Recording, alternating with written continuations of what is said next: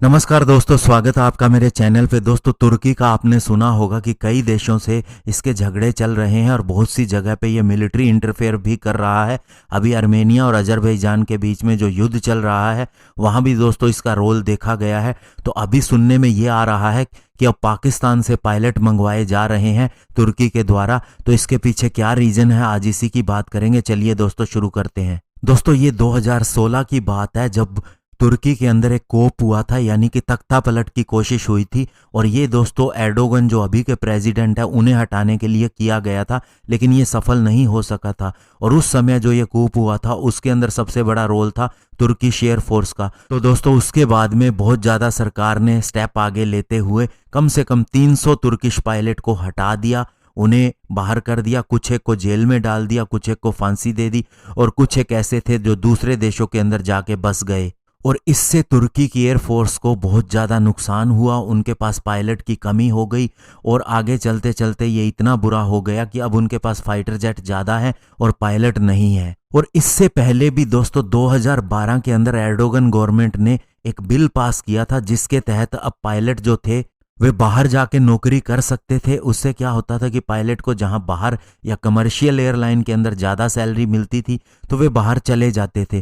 तो इससे भी बहुत ज़्यादा तुर्किश एयरफोर्स को लॉस हो रहा था क्योंकि पायलट छोड़ छोड़ के जा रहे थे। और उसके बाद 2014 के अंदर इस बिल को हटा दिया गया था, लेकिन फिर भी काफ़ी ज़्यादा नुकसान ऑलरेडी तुर्की को हो चुका था। और कम से कम 251 पायलट ऐसे थे जो इसी 2012 के कानून के हिसाब से अब अपनी रिटायरमेंट चाहते थे। और अभी तुर्की को 554 नए पायलट चाहिए, जिनके अंदर 190 कॉम्बैट पायलट होने चाहिए। और अभी जो उनके पायलट टू एयरक्राफ्ट रेशो है वो 0.65 का है, जो बहुत ही लो है। अब दोस्तों गवर्नमेंट कोशिश कर रही है कि जो भी पायलट रिटायर हो चुके हैं या फिर जो छोड़ के दूसरी एयरलाइन में चले गए हैं उनको वापस बुलाया जाए।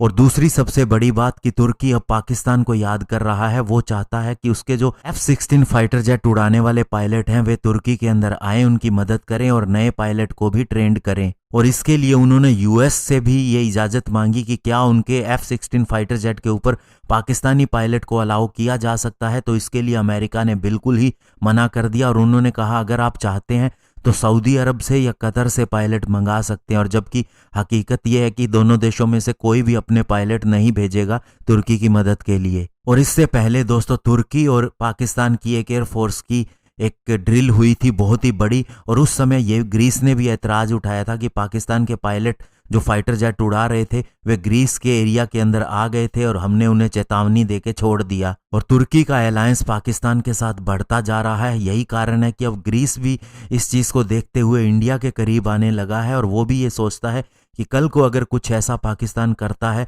तो इंडिया भी उनकी मदद जरूर करेगा, और इंडिया का नाम ही काफ़ी है। और दोस्तों आपको बता दें, तुर्की ने जो S-400 सिस्टम रशिया से खरीदा था, एयर डिफेंस सिस्टम, उसके पीछे भी कारण ये बताया गया था कि तुर्की के पास चूंकि फाइटर जेट को उड़ाने वाले पायलट कम है, यानी उसकी ओवरऑल कहें तो एयरफोर्स कमज़ोर होती जा रही है, इसीलिए उसने ये S-400 सिस्टम भी खरीदे हैं।